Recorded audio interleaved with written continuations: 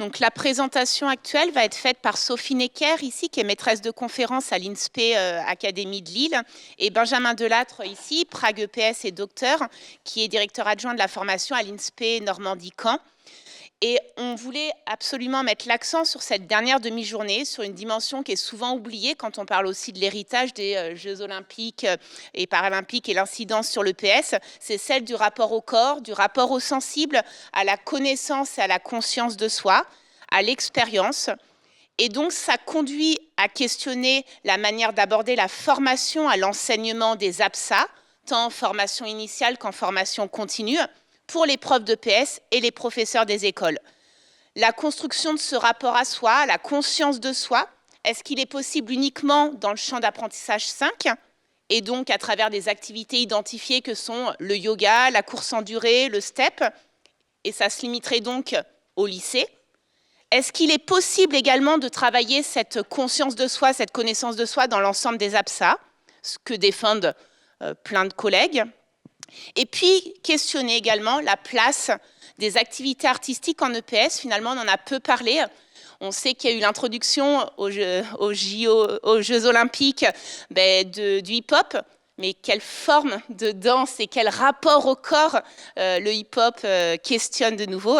Donc Sophie essaiera de nous faire découvrir à travers une approche de la danse, cette approche du sensible, de l'expérientiel, de l'émotionnel. Et puis Benjamin, à travers une illustration en aisance aquatique et surtout en course fractionnée, mettra également l'accent sur la connaissance de soi. Je laisse la parole à nos deux interlocuteurs. Merci. Merci et bonjour. Enfin, pour la plupart d'entre nous, on s'est vu. Alors, c'est moi qui ouvre le bal, Benjamin Delattre. Vous voyez le titre de nos interventions, on a un peu modifié en fait, parce qu'on s'est rencontrés avec Sophie en visio, parce que pour le coup, on n'est pas du tout au même endroit. Et on a essayé un peu de compatibiliser nos interventions autour de la problématique posée par Magali. Le titre de départ était « Engager les élèves vers des conduites de haut niveau » pour ma part, avec la question de comment on forme les enseignants, aussi bien du premier et du second degré. Et puis, Sophie questionnait les conditions dans des pratiques somatiques et artistiques pour produire des effets de bien-être. Et finalement, dans nos échanges et notre discussion, ce qui est revenu au cœur de l'affaire, et pour commencer à parler effectivement de connaissance de soi, c'est les questions, ou la question des ou du sensible et de la sensibilité, et celle des climats qui est alors une vraie question locale, hein, on a vu ça hier soir. Là, on était plutôt sur le climat de classe, mais finalement, ça peut s'étendre à d'autres enjeux géologiques et œnologiques. Donc, on a essayé de discuter ces deux questions et de voir en quoi nos propositions, dans des champs d'apprentissage qui paraissent, on va dire, plutôt différents, divergents, voire parfois certains le considèrent comme incompatibles. Plutôt les activités, alors moi je vais travailler sur le fractionné un petit peu, peut-être les aquatiques si on a le temps, et puis Sophie plutôt sur la danse. En quoi on peut essayer de traiter cet enjeu ou ces enjeux?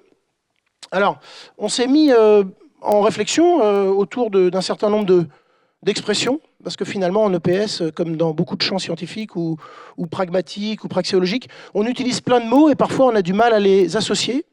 Donc nous, on a associé le sensible, on va dire, au sujet, au corps, à l'individu, à l'imaginaire, au langage, au symbolique, à la connaissance de soi, aux émotions, etc. Tout un ensemble d'éléments qui, finalement, s'expriment à travers le corps, à travers l'activité physique. Et puis, la question des climats, autour de l'aspect collectif, individuel, collectif, climat motivationnel, relation, émulation, fédération, bref.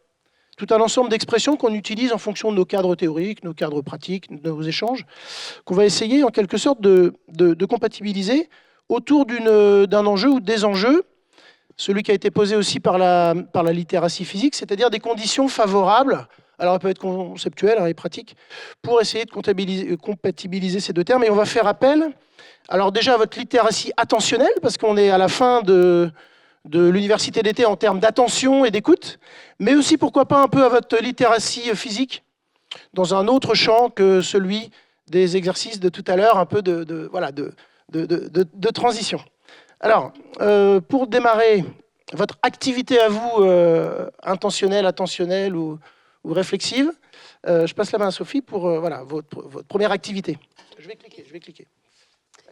Bon, on a déjà pratiqué le WooClap à d'autres endroits, donc on va vous poser une première question autour justement des conditions favorables ou des contextes, des leviers. Il a bien fallu choisir un terme pour lancer la question. Et donc, on vous demande de citer voilà, les conditions, les contextes que vous avez en tête. Alors, est-ce que ça fonctionne? Yes. Et la question, c'est d'essayer de repérer quelles seraient justement les conditions favorables, leviers, contexte, qui permettraient de lier ces dimensions du sensible ou des sensibles à un climat de classe, ou en tout cas motivationnel, ou quoi, au sens large, favorable aux transformations durables des élèves. Comment on pourrait permettre à ces sensibles d'exister au service d'un climat favorable aux transformations.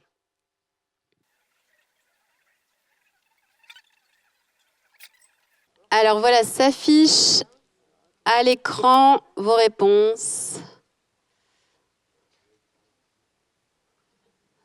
en direct, live. Alors ça va être notre cadre de contrainte, il va falloir qu'on réponde à tout ça. Hein. On s'est donné un petit défi, mais qui va commencer plutôt en musique. Hein.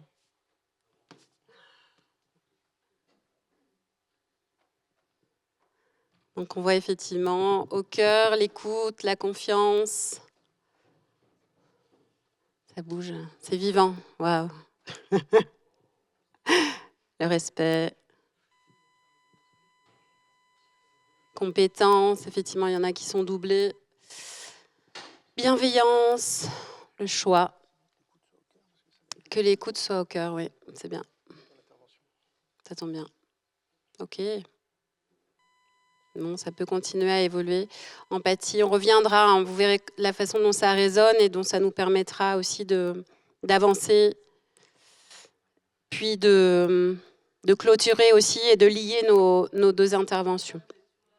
Alors, quelques éléments du coup sur la façon dont je vais dérouler ma présentation. Je vais revenir rapidement sur, et vraiment de façon éclair, sur la place de la danse à l'école. Alors, école, entendez-le, du cycle 1 au cycle suivant, hein, c'est vraiment pas dans le sens primaire. Je reviendrai aussi rapidement avec le rapport de Sève et Blanchet sur l'état des lieux de l'expérience de danse en milieu scolaire. Je reviendrai aussi à partir d'une revue de littérature, alors non pas exhaustive, faute de temps, mais sur les effets constatés justement de la pratique de la danse en milieu scolaire. Je m'appuierai aussi sur une recherche que j'ai conduite dans une classe de CM2 en métropole lilloise, autour d'un projet d'éducation artistique et culturelle en danse. Et puis, je viendrai discuter les nuances justement à apporter à ces effets qui sont plutôt, dans un premier temps, les effets bénéfiques pour les élèves qui sont présentés. Je reviendrai sur les conditions, ce qui viendra résonner avec ce que vous avez pu proposer dans le WooClap. Et puis, je passerai la main en concluant à Benjamin. Alors, premier élément, suivez plutôt mon discours si les flèches et tout ça, vous en avez marre. Mais l'élément essentiel, c'est vraiment de se dire que l'identité de la danse à l'école, elle est hybride autour effectivement de son ancrage dans la dimension physique, corporelle, donc en tant qu'activité physique, et puis en tant qu'activité artistique. Et ça se ressent aussi dans la présence institutionnelle de la danse, dans les textes officiels, où on a alors à la fois une présence en éducation physique et sportive. Alors pour le cycle 1, on sait bien qu'effectivement, ce n'est pas l'EPS, mais avec cet objectif de communication avec les autres. Après, ça devient effectivement champ d'apprentissage. Et là, on retrouve la danse aux côtés des arts du cirque. Et un élément spécifique quand même à rappeler par rapport à ce contexte effectivement d'EPS et d'enseignement de la danse dans le cadre de l'EPS, c'est l'arrivée effectivement en seconde il y a quelques années de l'obligation de faire vivre et d'engager les élèves dans un processus de création artistique.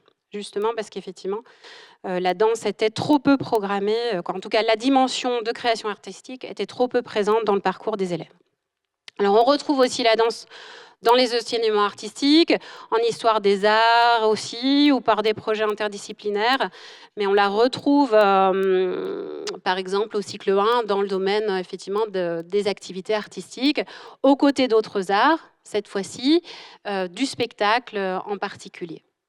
Alors, on a aussi de façon transversale, ou en tout cas commune, les projets d'éducation artistique et culturelle qui peuvent permettre la rencontre avec la danse, les parcours du coup éducatifs, le parcours d'éducation artistique et culturelle, le parcours d'éducation à la santé, avec des récurrences d'intention dans les textes officiels autour de la question de l'expression, de la communication, le plus souvent à plusieurs, avec le triptyque de danseurs, chorégraphes, spectateurs, les 3 rôles sociaux à faire vivre aux élèves, et ce dès la maternelle.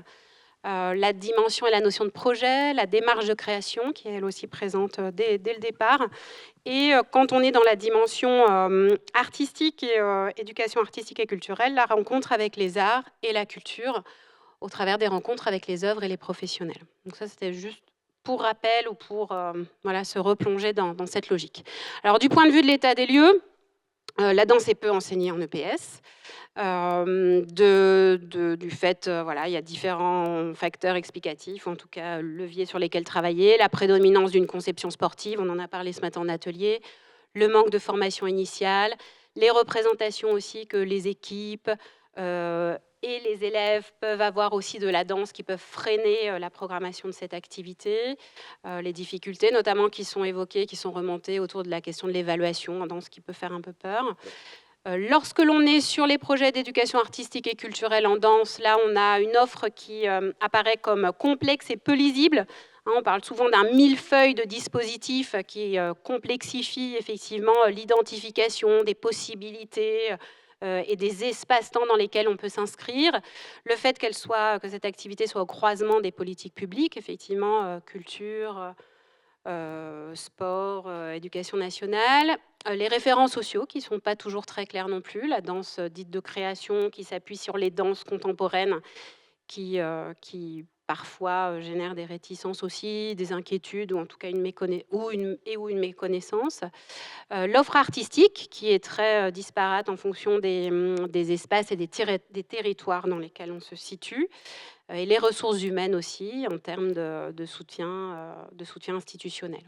On repère aussi des disparités territoriales, je l'ai évoqué un tout petit peu, mais aussi même des spécificités territoriales. On en parlait en aparté avec des collègues, où effectivement, à tel endroit, il va y avoir un ou une collègue, quelle que soit la place de la hiérarchie, ou en tout cas de l'échiquier de l'éducation, où elle, ou bien il se situe, au moment où cette personne mute, part à la retraite ou autre, eh bien, les projets qu'il ou elle maintenait souvent disparaissent. Dans le second degré, du point de vue de la formation, on a les seuls professeurs d'éducation physique et sportive qui sont formés, ou en tout cas très, très, très, très principalement. Et dans le premier degré, formation initiale et formation continue qui sont quasi inexistantes. Alors, pour autant, on identifie, quand la danse existe, des effets, effectivement, du point de vue de cette pratique. Alors, je ne distinguerai pas forcément, on pourrait le faire, ou on pourra en discuter, dans quel contexte c'est éducation artistique et culturelle, dans quel contexte c'est EPS.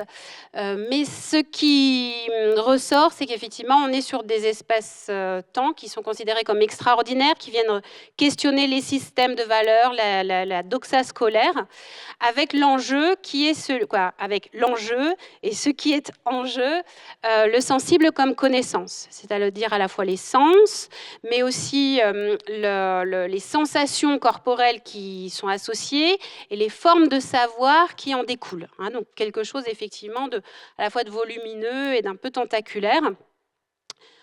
qui s'observent dans ces espaces scolaires.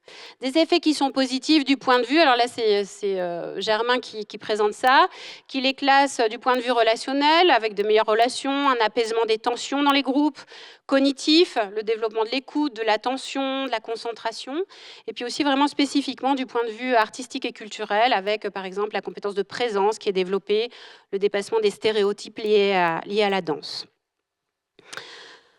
Alors, en termes de, puisqu'on a dit qu'on allait parler aussi du bien-être, que ça allait être au cœur de nos réflexions, on observe un plaisir, une satisfaction des élèves. Là, en l'occurrence, c'est une étude qui a été menée en collège. Et un plaisir, une satisfaction qui sont liés à l'ouverture de nouveaux espaces, justement, où on peut être soi, où on peut être un autre soi, j'en reparlerai après, et où un collectif critique se construit dans la démarche de création, où on va créer des règles, les faire évoluer, faire des choix aussi pour construire ensemble. Alors là, on serait plutôt, du coup, le plaisir et la satisfaction sur un bien-être qu'on appelle hédonique, qui est effectivement associé à un état, à un ressenti. Et puis, on observe aussi la contribution de la danse au développement d'un certain nombre de compétences. On reparlera aussi des compétences psychosociales, mais on peut parler des compétences transformatives dont parle l'OCDE. Et on observe qu'effectivement, au travers des caractéristiques et de la façon dont la danse est enseignée, ou en tout cas les préconisations institutionnelles, où on peut retrouver ces compétences. Alors, dans les compétences transformatives, on a effectivement créé de la valeur nouvelle. On a concilié tension et dilemme, et aussi la compétence de responsabilisation, être responsable. C'est Duval et Arnaud Bestieux qui ont vraiment développé et qui ont fait une comparaison internationale. Donc là, on serait plutôt avec la contribution au développement des compétences, de ces compétences-là en l'occurrence, dans le développement aussi du bien-être, cette fois-ci plutôt eudémonique. On est dans quelque chose de plus processus, sur le plus long terme et de construction, effectivement. Alors maintenant, je vais à nouveau vous faire travailler.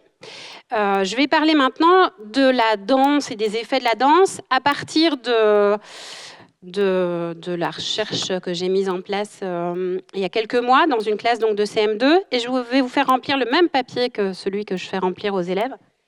Il faut que je continue à parler avec le micro. Qui est le billet moment spécial. Vous allez voir, donc vous allez exactement avoir ça entre les mains. Alors c'est une méthodologie qu'on a mise en place avec Joséphine Raymond et Émilie Magna, qui sont des collègues de Lyon.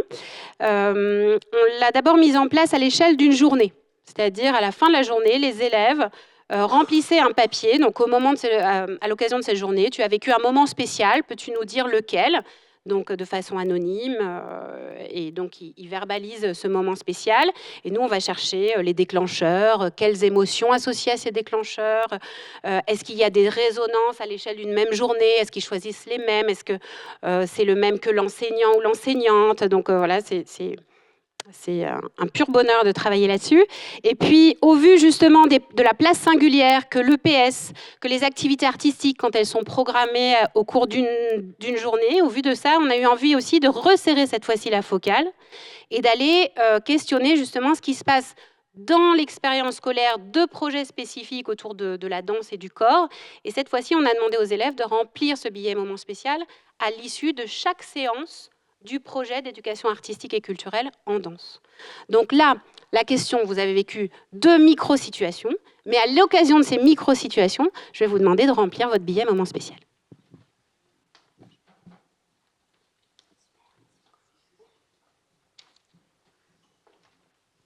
Alors, j'ai pas la boîte, d'habitude on met ça dans une grande boîte, mais voilà, vous pourrez me les laisser, c'est anonyme.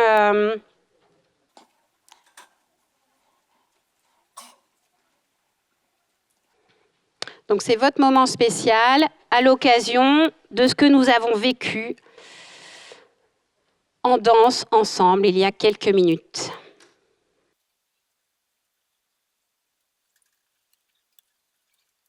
Quelques éléments avant de vous donner des éléments de résultats, justement, quelques éléments sur ce qui sous-tend cette démarche et l'intérêt que ça peut présenter pour ce qui nous occupe, c'est vraiment l'objectif d'aller sur une approche qualitative de l'expérience scolaire, subjective, hein, vous le percevez, hein, on a fait les choses quasiment à l'identique dans les classes, et une approche systémique aussi, puisqu'on fait remplir un billet moment spécial à l'enseignant ou l'enseignante de la classe. Alors nous, au travers de ces billets et des verbalisations, puisqu'on est sur la verbalisation de moments spéciaux, on va chercher ce qui compte pour les élèves, pour l'enseignante. On est vraiment sur leur point de vue, hein, qualitatif, subjectif. Et on va chercher des saillances émotionnelles, c'est-à-dire sur le spécial, sur quelque chose qui nous renseigne sur le niveau de satisfaction par rapport à une situation vécue. Hein, c'est vraiment ça qu'on va chercher. Et le fait que l'on puisse avoir sur une expérience commune partagée, donc soit une journée de classe, soit en l'occurrence là la pratique ensemble, on va avoir la variété, ou en tout cas la diversité des réponses pour une même unité temporelle. Donc on est à la fois sur la verbalisation d'affect, donc plutôt l'aspect hédonique, si on va chercher du côté du bien-être, et aussi des compétences au travail que l'on peut repérer dans les verbalisations. Alors ça, je vous l'ai dit, je passe rapidement, c'est le contexte du projet, c'est un projet obligatoire, effectivement, qui concerne une classe de CM2, 13 élèves garçons, 13 élèves filles, un projet qui s'est étendu de septembre à mars sur l'année 2022-2023, où il y avait donc un artiste associé, Mathieu Calmelet, avec le projet qui démarre par déjà des séances en danse proposées par l'enseignante, par la professeure des écoles seule, qui sont intégrés justement à ses progressions, à sa programmation d'éducation physique et sportive. Une représentation d'une performance de Mathieu Calmelet au Conservatoire de Lille, donc une expérience de spectateur d'une œuvre, et différentes séances avec l'artiste et des intervenants, des intervenantes au fil de l'année, mixées, combinées avec des séances avec l'enseignante seule. Donc 280 billets élèves ont été recueillis à cette occasion, et nous on a codé ces verbalisations en allant chercher justement les déclencheurs, qu'est-ce qui est à l'origine de façon unique ou mixte de ce déclenchement de moment spécial. Est-ce que les émotions attenantes sont identifiées? Si oui, quelle est leur connotation? Est-ce que l'autre est présente dans les billets? Est-ce que le corps est mentionné? De quelle manière? Est-ce qu'il y a des savoirs propres à la danse qui sont mentionnés, des compétences en jeu psychosociales et transformatives? Donc ça donne ça, plein de billets qu'on dépouille avec attention. Et là, pour vous restituer la diapo de résultats, je me concentre sur deux temps particuliers du projet. La confrontation, la représentation, la confrontation au spectacle vivant avec la représentation du spectacle de Mathieu Calmelet, et une improvisation guidée qui est menée par la seule enseignante, par la professeure des écoles, où les élèves ont de façon en alternance le rôle de vague ou de rocher. Donc une métaphore effectivement de la vague, une métaphore aquatique. Des élèves sont rochés au sol en boule, et par-dessus doivent passer des élèves qui ont le rôle de vague, par le contact, en enjambant, donc la création d'un espace comme ça, et après ils échangent. Voilà un petit peu ce que ça donne. Donc les verbatims n'ont pas été modifiés. Dans tous les cas, c'est le billet complet que je vous soumets. Donc à gauche, la façon dont on va circuler dans ces billets moments spéciaux, c'est vraiment au travers de la notion de reliance, qui est développée par Bollé-Debal et qui explique effectivement qu'il y a la reliance, c'est à la fois le fait de se relier, mais c'est aussi le résultat, c'est le processus et le résultat de l'acte de se relier, avec différentes échelles. Se relier à soi, se relier aux autres, se relier à l'environnement au sens large. Et donc, qu'est-ce qu'on repère et qui peut nous intéresser là aujourd'hui pendant ces 2 jours? Le premier élément, c'est effectivement une attention à ses ressentis dans une expérience qui va être multidimensionnelle et multisensorielle. Alors, avec l'exemple, effectivement, quand j'ai sauté, je me suis fait mal. Donc, avec l'expérience aussi de la douleur, un moment spécial connoté via la douleur, mais avec une sensation. J'ai bien aimé quand ils ont fait de la corde à sauter, ça faisait des sons différents, et quand ils ont fait la portée. Donc on a effectivement le son, on a le visuel, le porté, on a aussi la notion de poids, donc des dimensions effectivement plurielles. On repère aussi l'oscillation entre échelles attentionnelles, où on va avoir à la fois des attentions très larges et des attentions plus étroites à soi. Parfois, dans un même billet, on va avoir ces oscillations, effectivement, cette tension entre différents niveaux de la reliance. Le poids aussi et l'intérêt qu'on peut avoir à observer l'espace et la métaphore comme instance médiatrice, comment justement l'espace que l'on va créer, notamment avec ces niveaux, ces vagues et ces rochers qui vont créer tout à coup des mouvements où on va être au-dessus d'eux, sur, à côté d'eux, et qui vont permettre effectivement d'entrer en lien, et d'entrer en lien en créant une forme d'étrangéification. C'est-à-dire on n'est pas vague, on n'est pas rocher tous les jours. Et à un moment donné, cette métaphore aussi va permettre de transformer les représentations de soi, de l'autre, et permettre d'entrer dans un univers singulier. Et puis, ce qui nous a frappé aussi, c'est cette fois-ci dans les billets associés au rôle de spectateur d'une œuvre professionnelle, où on va se rendre compte que 13 billets sur les 20 qui ont été remplis cette fois-ci, donc 13 élèves, vont mentionner dans leurs billets un moment très précis de la représentation, qui est celui de l'usage de cordes à sauter qui vont être sonores. Donc, il y a un gros travail sonore avec un univers matériel et musical particulier. Et vraiment, la majorité, une grande moitié du groupe va signifier ce moment-là très précis. Et donc, le caractériser de façon positive, avec les termes qui sont notés là, drôle, beaucoup aimé, découvert, etc. La ponctuation aussi, avec des points d'exclamation qui vont venir appuyer ce vocabulaire positif.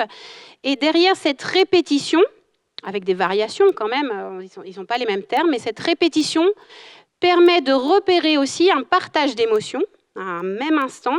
Donc, quelque chose qui est de l'ordre de l'expérience d'une résonance émotionnelle. Et on va du coup aller jusqu'à parler d'un sensible collectif. À un moment donné, on vibre ensemble à une même dimension d'un spectacle.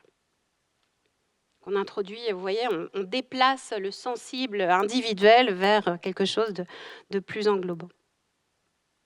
Alors, quelques nuances quand même, pas directement sur cette recherche-là, mais de précédents travaux, où c'est pas magique non plus, ça marche pas à tous les coups, et peut-être certains d'entre vous ont vécu le moment de danse comme quelque chose d'un peu malaisant. On observe aussi que rentrer, monter sur scène, le travail de représentation de soi, de regard posé sur soi, constitue vraiment de vraies épreuves pour certains. Des moments où ils parlent vraiment de violence ou de souffrance. Donc côté élève et côté enseignant, on en parlait aussi dans les ateliers ce matin. Oui, la collègue est là, dans le Mâconnais, où c'était évoqué effectivement le regard que les équipes en EPS pouvaient porter sur le ou la collègue qui enseignait la danse et qui programmait la danse, avec toutes les représentations sexuées qu'on peut avoir de la danse. Alors, diapo dans tous les sens. On revient à cette histoire de qu'est-ce qui est favorable, et ça sera mon tremplin à la conclusion. Qu'est-ce que j'ai pu identifier, qu'est-ce qu'on peut identifier dans la littérature pour que justement ce dont je viens de parler, et peut-être que vous avez perçu tout à l'heure, fonctionne, puisse exister. Des éléments liés au contexte, les lieux de pratique, le fait que ce soit dans des lieux connus ou inconnus, des lieux spécifiques dédiés professionnels aussi, les partenariats, la présence d'artistes, de partenaires, le rapport au temps aussi particulier, des temps plus longs ou plus resserrés. Donc on sent que tout ça joue. La façon dont les situations et les séances vont être conçues et mises en œuvre, bien sûr. Le groupement, pareil, on en parlait ce matin, là, pour celles et ceux qui ont analysé dans l'atelier Effort Plaisir, analysé les 2 garçons qui dansent ensemble. On pouvait se poser la question, est-ce qu'ils ont choisi d'être ensemble? Comment les groupes ont été constitués? Le climat, le respect, l'empathie, l'écoute qui se construisent aussi. L'inducteur, le guidage, je parlais de la métaphore tout à l'heure. La pluralité des canaux d'interaction, la finalité qui compte moins que l'expérience. Dans combien d'établissements la danse est pilotée par la représentation qu'il faut donner à la fête de fin d'année ou au moment où les parents arrivent. Donc ça vient aussi transformer l'enjeu et l'engagement. L'importance aussi du passage par la représentation, donc pour l'engagement et pour le partage. Et puis, ça vient justement activer des processus qui sont favorables aux effets observés, reconnaître les singularités dans un collectif, impliquer les participants, l'autre soi, le fameux autre soi. Quand je suis une vague, quand je suis un rocher, je suis différent de mon moi de tous les jours. Des systèmes relationnels et affinitaires qui sont resserrés aussi, du fait du travail à plusieurs, en binôme, en groupe, au service d'une création, qui est souvent associée à une montée en autonomie, et à une place aussi de l'enseignant, de l'enseignante qui est différente. Je passe vite, mais...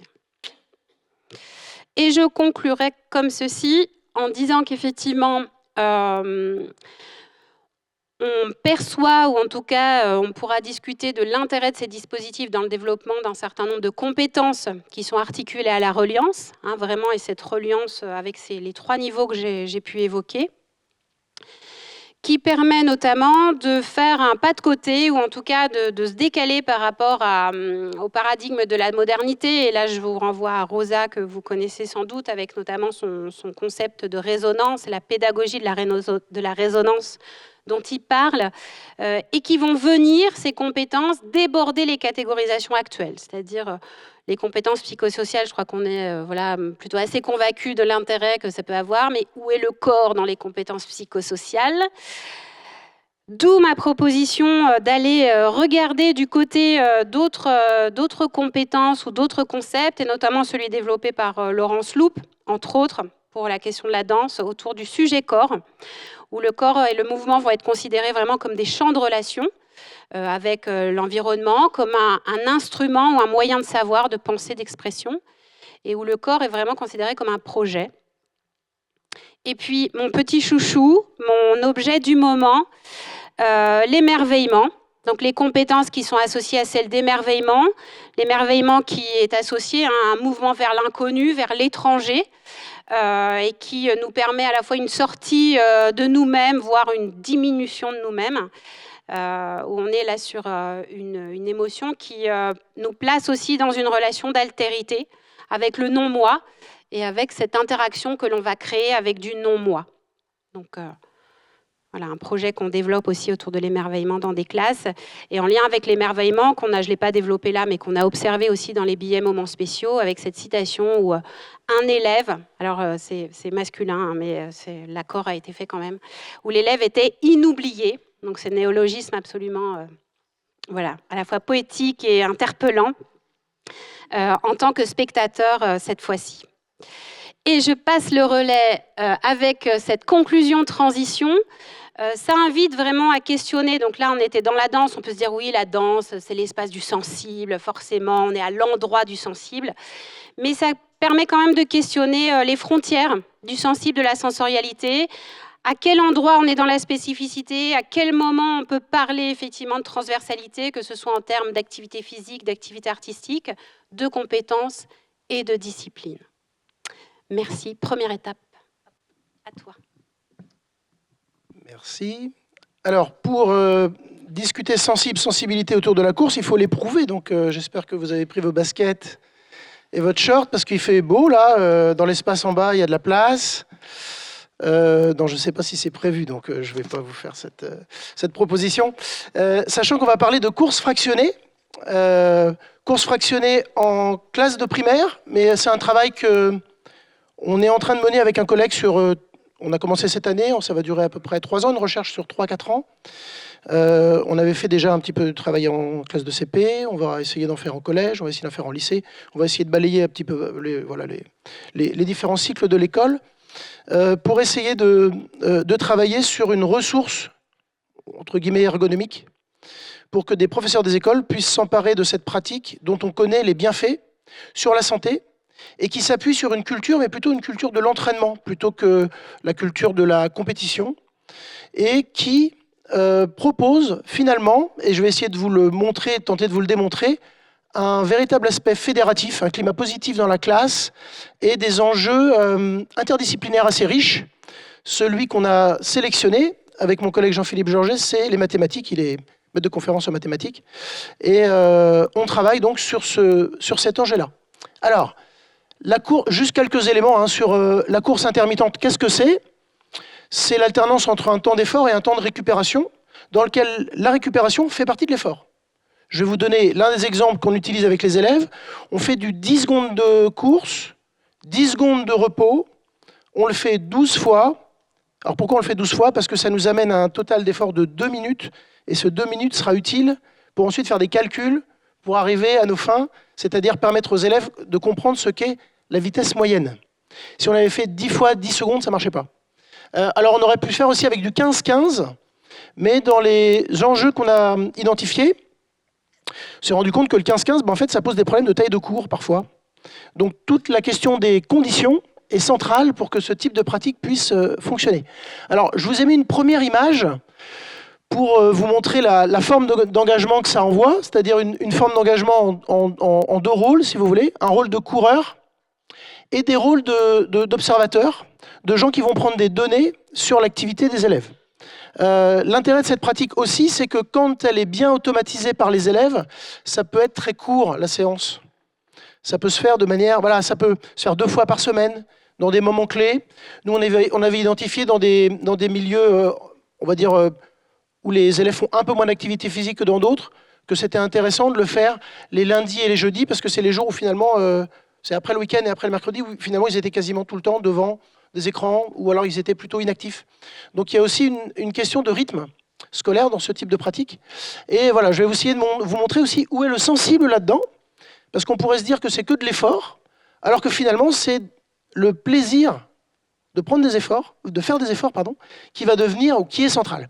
Et pour prendre du plaisir à faire des efforts, il faut que ça devienne émulatif, il faut que ça devienne fédératif, il faut que l'ensemble des gamins, peu importe leur capacité et leur qualité, puissent se donner à cette activité. Alors, quelques éléments, l'idée c'est de balayer, 3 étapes qui permettent de s'adonner à cette activité. Première étape, c'est celle que, alors je l'appelle comme ça, apprivoiser l'espace, parce qu'en fait on ne maîtrise jamais un espace. L'espace, il est avec nous, il est devant nous, il est pour nous. On est un sujet qui va essayer de rentrer dans un espace. Et vous voyez que cet espace, il est très métrique en fait. C'est quasiment foucaldien comme système. Sauf que ça va devenir un espace dans lequel ils vont pouvoir prendre du plaisir à s'essouffler, prendre du plaisir à avoir des qualités dans des appuis, prendre du plaisir à savoir les performances qu'ils réalisent. Et donc l'ensemble des performances des élèves sont conditionnées au placement des plots qui sont utilisés. Alors vous voyez, il y a 2 photos, une à gauche, une à droite. Celle de gauche, c'est le premier dispositif qu'on avait inventé. L'idée, c'est que les élèves installent tous les plots, que sur 10 secondes, ils fassent un aller-retour, et que les plots soient matérialisés par des nombres, et que ces nombres, ils le sauront après, correspondent à la vitesse moyenne qu'ils réalisent. Imaginons qu'ils veulent y aller au plot 16, ils vont jusqu'au plot 16, ils reviennent. Si au bout des 10 secondes, c'est-à-dire du coup de sifflet, ils arrivent à revenir au point de départ, c'est-à-dire qu'en fait, ils étaient à 16 km/h. Donc on va pouvoir construire une différenciation vraiment au millimètre, tout à fait personnalisée, et les élèves vont, dans un premier temps, s'approprier le dispositif, c'est-à-dire faire en sorte qu'ils comprennent comment ça marche. Alors le comment ça marche, il ne suffit pas de le présenter aux élèves, il faut, et ça c'est un de nos défis, de pouvoir le proposer à des enseignants qui eux-mêmes n'ont pas forcément pratiqué ce type d'activité, et donc construire des ressources qui leur permettent de s'approprier eux-mêmes l'espace. Donc on a tout un tas de données qu'on essaye de transmettre et qu'on va construire pour comment aménager la cour, par exemple. Il suffit d'un espace vierge, d'une bombe et voilà, d'un système métrique pour pouvoir avoir quelque chose d'identifié. Alors vous voyez que là, on avait mis tous les plots. En fait, c'est très long à installer. Finalement, on s'est rendu compte qu'on pouvait demander, même dès la première séance, à des élèves de prendre 2 plots, de l'installer à l'endroit où ils pensent qu'ils sont capables de réussir, de faire un test 1 fois, 2 fois, 3 fois pour voir si ça marche, avant de commencer vraiment à rentrer dans la série des 12 fois 10 secondes. Alors, on s'est mis aussi en relation avec des collègues de l'INSEP. Alors, l'INSEP, vous savez que c'est l'Institut national du sport, de l'expertise et de la performance. Ce sont des gens qui travaillent sur le haut niveau, le très haut niveau. Et en même temps, on va travailler avec un chercheur qui s'appelle Jérôme Corral, qui travaille aussi sur des questions de santé et qui montre que finalement, ce type d'effort, ils le préconisent et ils l'utilisent et ils font des protocoles pour des personnes qui sont en post ou préopératoire, pour des problématiques de cancer et pour des problématiques d'infarctus. Donc en fait, ce sont des pratiques à la fois qui servent au haut niveau, sont des conduites de haut niveau, qui permettent à des élèves d'essayer d'aller à leur plus haut niveau, mais qui en même temps sont des pratiques conditionnées à des questions de santé. Alors, une petite vidéo pour vous montrer quelques éléments de condition, parce que c'est quand même l'enjeu. Si vous avez une cour qui est très peu large, vous ne pouvez pas faire beaucoup de couloirs. Donc, vous êtes obligé de faire des pratiques en relais, parce que si vous ne faites pas de pratiques en relais, vous avez, imaginons, 6 élèves qui courent, mais si vous avez une classe de 26, vous en avez 20 sur le côté. Donc, c'est très long, ça n'a pas grand intérêt, et l'alternance entre les efforts et la récupération ne correspond pas à un véritable effort physique. Donc, le relais, c'est plutôt avantageux. Si vous avez une grande cour, vous pouvez faire une course en continu, il n'y a pas besoin de faire demi-tour. L'avantage, c'est que la vitesse que vous demandez aux élèves correspond vraiment à leur vitesse. Parce que quand vous faites « je cours » et je fais demi-tour, à un moment donné, vous êtes à vitesse 0. Donc un élève qui a fait aller-retour avec un plot à 14, en fait, il n'était pas à 14 km/h, il était beaucoup plus. Et il a un engagement sur l'appui qui est beaucoup plus important. Il y a un travail excentrique qui est supérieur. Donc il faut penser à toutes ces conditions-là, qui pour quelqu'un qui s'y connaît un petit peu, ça ne paraît pas compliqué, mais quelqu'un dont ce n'est pas le métier, en tant que tel, qui n'est pas au cœur de ces processus d'entraînement, voilà, il y a besoin de tout cet explicatif un petit peu pour que les pratiques puissent se développer. Alors, on est toujours dans la phase que j'appelle d'appropriation, c'est-à-dire que avant que véritablement on rentre dans quelque chose de sensible, pour que véritablement on rentre dans quelque chose où il y a un climat de classe positif, il faut que les élèves puissent comprendre comment ça marche. Voilà. Donc je vous montre quelques images, vous allez voir rapidement. Ça, c'était la première séance, c'était une impro. Je n'avais pas prévu de faire le relais, je me suis dit, tiens, à la fin, on avait fait 2 séries, on dit, on en fait une 3e, allez, on essaye.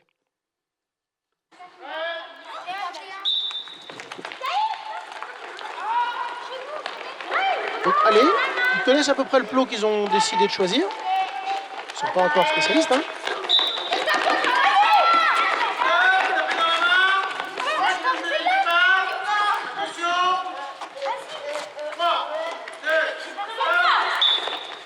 Je vous explique après. Hein. Ça fait partie des conditions. Non, faut aller au 16. Faut aller au 16, il nous a dit.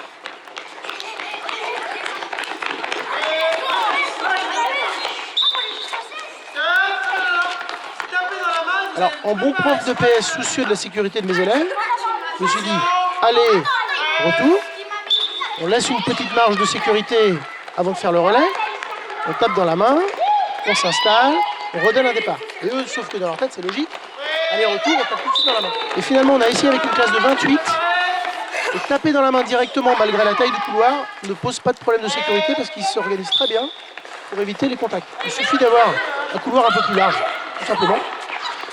Et donc là, on est toujours dans la phase d'appropriation. Vous voyez, là, l'idée, c'est qu'ils comprennent l'aller-retour, le placement, l'installation. Donc, ce qui m'intéresse, c'est que pour l'instant, les données sur la fiche qu'ils utilisent, même si elles ne sont pas justes, ce n'est pas très, très grave.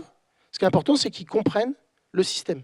Et si cette phase n'est pas bien réussie, on va trop vite dans une logique où on veut absolument les faire apprendre des choses, alors qu'en fait, ils ne savent pas dans quel milieu, dans quel espace ils existent. Bon, je ne vais pas rester plus longtemps sur cette image.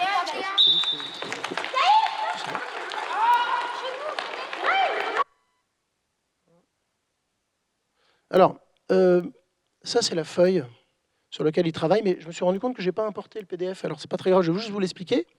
C'est une feuille de suivi sur toutes les séances. Elle nous sert aussi pour les activités en mathématiques. Globalement, ils mettent la date, ils mettent le plot visé, et ils ont un petit système de croix, de rond ou de rien du tout. Rien du tout, j'ai pas fait la répétition. Bon, comme ça à la fin on sait s'ils l'ont fait ou pas. Petite croix, j'ai fait la répétition, mais je ne suis pas arrivé au moment du top au plot final d'arrivée. Petit rond, j'ai réussi. Voilà, c'est aussi simple que ça, et c'est à partir de là qu'ils peuvent commencer à réguler leur performance. Plus ils régulent leur performance, plus ils ont des ronds, plus ils sont contents et plus ils valident. Quand ils valident, ils peuvent changer de vitesse. Ils étaient à 12, par exemple. Ils peuvent passer à 13. Et au bout d'un moment, quand ils commencent à rentrer dans le processus d'entraînement, ils arrivent au moment de la série à changer. Ils sont sur 12 à 6 répétitions. Ils disent, allez, les dernières, là, j'essaye 13, voire j'essaye 14. Et donc, on voit des profils d'élèves. Alors, on parlait ce matin, dans les questions d'égalité, de classification des élèves, de manière de classifier, et on voit des profils extrêmement variés. Il y a le progressif, il y va tranquillement, par strate, chaque séance, 10, 11, 12, 13. Il y a celui qui dit, je fais 22 dès le début, même s'il y a que des plots jusqu'à 20. Il fait 22, c'est le champion. Et puis finalement, il ne fait pas 22, après il fait 0 parce qu'il est un peu fatigué. Voilà, il y a des profils extrêmement variés, et ça permet d'avoir un échange intéressant avec les élèves. Alors, là, vous ne le voyez pas sur cette image-là, mais sur la précédente, l'avantage de la course... Ah non, à chaque fois, ça me bloque ici, excusez-moi. Tac, je voulais revenir en arrière. Voilà. L'avantage de la course ici, c'est qu'on peut se positionner au fond. Au départ, on a fait du 10-10, et on s'est rendu compte que du 10-20, c'était pas mal. Parce que déjà, ça faisait plus de récupération pour les élèves. Et avec le collègue de l'INSEP, il nous a dit non, on peut aller sur du 10-20, alors que moi, j'avais un peu le principe 15-15, 30-30, 10-10. Non, on peut augmenter la récup, c'est pas un souci. Et surtout, ça nous laisse du temps pour leur parler, pour discuter, pour voir où ils en sont, pour travailler sur, voilà, est-ce que tu es bien à ton projet ou pas. Et ça crée aussi une émulation collective, et ça augmente les échanges qu'ils ont entre deux séries.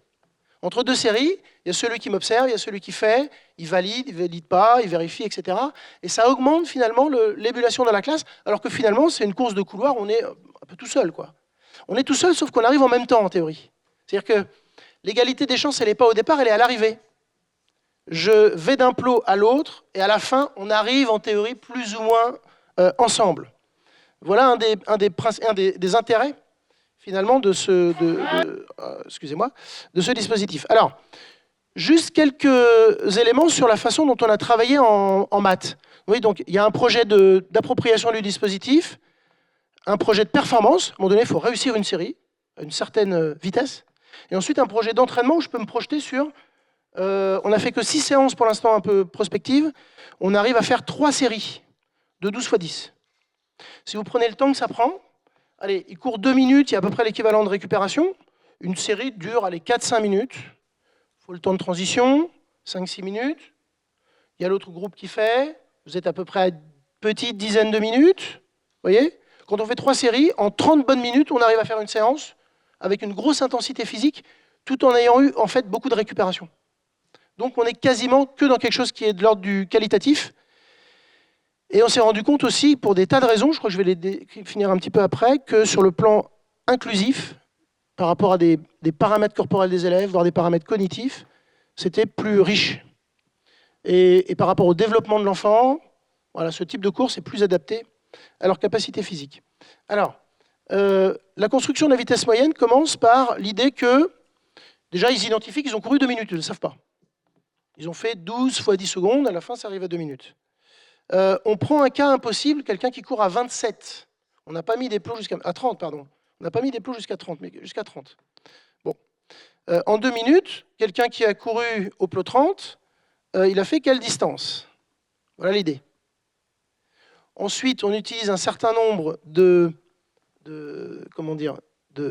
nombres et de chiffres pour essayer d'arriver jusqu'à 1 heure. Donc 2 minutes, 30 secondes, 10 minutes.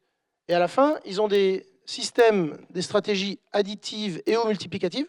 On voit d'ailleurs, et c'est intéressant, qu'il y a souvent des confusions chez les élèves entre ces deux stratégies, pour arriver à l'idée que finalement, plot 30, je ne vous fais pas tout le descriptif, hein, ça fait 30 000 mètres en 1 heure, ça fait 30 km. Ah putain, c'est marrant, 30 km, c'est égal à plot 30. Ensuite, on fait l'essai avec leurs propres plots. Ils sont à 14, ils sont à 13, ils sont à 12. La distance qu'ils ont parcourue. Ils se rendent compte que finalement, ils comprennent l'idée que, là, j'ai couru 2 minutes avec des pauses. Si j'avais couru comme ça pendant 1 heure, alors j'aurais fait 13 km. Donc je suis à 13 km/h.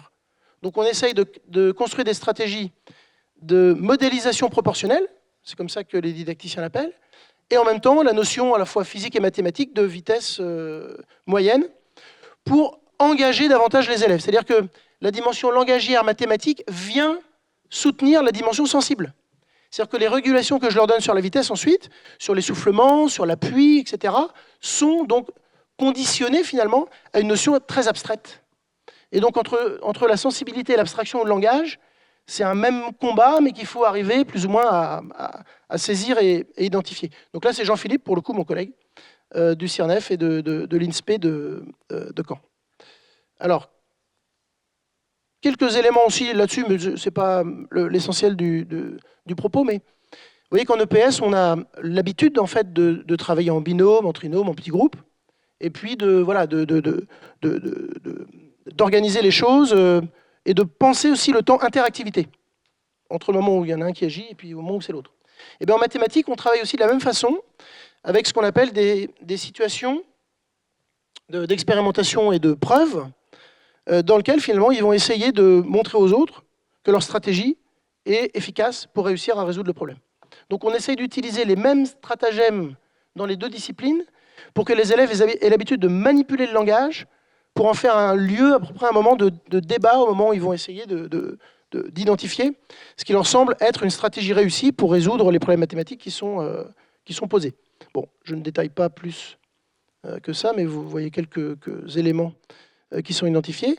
Alors, vous voyez que l'idée, c'est, in fine, d'arriver à un projet d'entraînement personnalisé et évolutif, dans lequel les élèves peuvent prévoir leurs allures, moduler au cours d'efforts, augmenter le nombre de séries et de répétitions, avec une attention de plus en plus soutenue sur des éléments qui, au départ, ne sont pas très identifiés, hormis le fait qu'il faut qu'ils arrivent à courir en ligne, hein, parce qu'il y en a qui ne courent pas en ligne au début.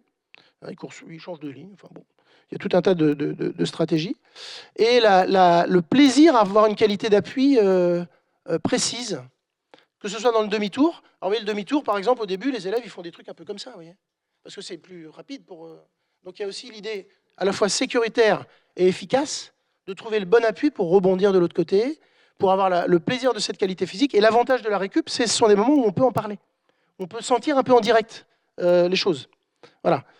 Et les liens sont assez explicites avec les effets de santé. Ça, on s'en est rendu compte, notamment quand j'avais fait une expérimentation en CP. Les enfants qui couraient peu ou pas, parfois pour des raisons pondérales, parfois pour des raisons plus culturelles, se mettaient à recourir de manière plus importante dans la cour. Les élèves avec qui on a fait les expérimentations, il y a des élèves qui couraient jamais. Certains élèves sont au foyer, ils disent bah, « non, moi je cours, au foyer je cours ». On continue d'ailleurs souvent. Ils font la course fractionnée, ils se mettent à faire de la course continue. Ils demandent à leurs parents, il y a 2 cas d'élèves qui nous ont dit « moi je demande à mes parents d'aller faire de la course ». Ce qui est assez étonnant finalement, parce que ce n'est pas le même type d'effort qu'ils vont faire avec leur famille, alors que là on est dans quelque chose de fractionné et de court dans la durée. Et finalement, c'est être essoufflé, c'est plutôt un plaisir. Quand on aime bien faire du sport, on aime bien être essoufflé. Et ça fait partie aussi des critères qui étaient définis par Christophe et Jérôme sur l'importance de la qualité aussi, finalement de l'engagement physique pour obtenir des résultats en termes de santé et de littératie. Alors juste quelques éléments pour terminer sur cet aspect-là, sur le course fractionnée, course continue. On identifie que les avantages de la course fractionnée, il y a quasiment que des avantages, sauf si effectivement vous voulez commencer à faire des crosses ou des choses à longue durée ou des épreuves un peu collectives, là, où il faut quand même faire de la course continue pour pouvoir avoir une habitude de course, parce que les allures ne sont pas du tout les mêmes. L'avantage, c'est que la sensibilité à l'intensité et la modulation de l'effort est plus élevée, vu qu'on est sur des efforts plus courts avec un temps de régulation plus important. C'est plus adapté aux caractéristiques physiologiques et anatomiques des élèves. Un temps de pratique qui est finalement raccourci pour un professeur des écoles, surtout dans une période où ils sont très très sollicités. On l'a bien vu là pendant les 2 jours sur une multiplicité de dispositifs et une contraction quand même des enjeux autour des mathématiques et du français. Il faut pouvoir leur proposer des choses aussi qu'ils peuvent faire dans un temps court et qualitatif. Et en plus, c'est en appui sur le langage, donc pour le coup, c'est tout à fait bonifiant pour les autres champs disciplinaires sur lesquels ils travaillent. Et puis, comme je le disais tout à l'heure, c'est plus adapté à une approche inclusive des besoins physiques des élèves, parfois psychologiques, parce que le progrès est très rapide. Le premier progrès psychologique, finalement, c'est le fait d'assumer la barrière de l'effort, de se dire « ah, je peux m'engager dedans », m'adonner à cet effort-là. Voilà. Donc, quelques éléments sur cette petite expérimentation en cours. Et puis, pour la discussion, alors c'est des notes qu'on avait prises pendant les 2 jours, ce qui peut nous permettre peut-être de discuter, mais, ou peut-être pas, on ne sait pas, sur ces éléments-là. Mais on peut revenir là, sur nos 2 interventions, éventuellement sur leur compatibilité ou pas. Enfin, nous, on considère qu'il y a une vraie compatibilité, parce que finalement, c'est les mêmes élèves qui vont vivre ces 2 types d'expériences, artistiques et, comment dire, et de course. Alors, ça pourrait être sur d'autres domaines, hein, et que finalement, on va les mobiliser dans des champs très différents, mais en même temps, on va utiliser des conditions qui sont un peu de même nature, quoi.